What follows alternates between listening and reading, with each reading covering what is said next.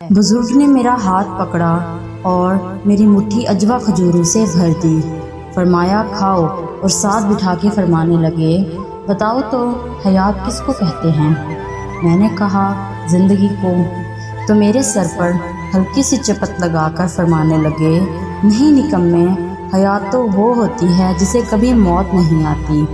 دیکھو نا، اللہ تعالیٰ کا ایک ایک لفظ ہیرے یاقوت و مرجان سے زیادہ پیارا، قیمتی اور نصیحتوں سے بھرپور ہے۔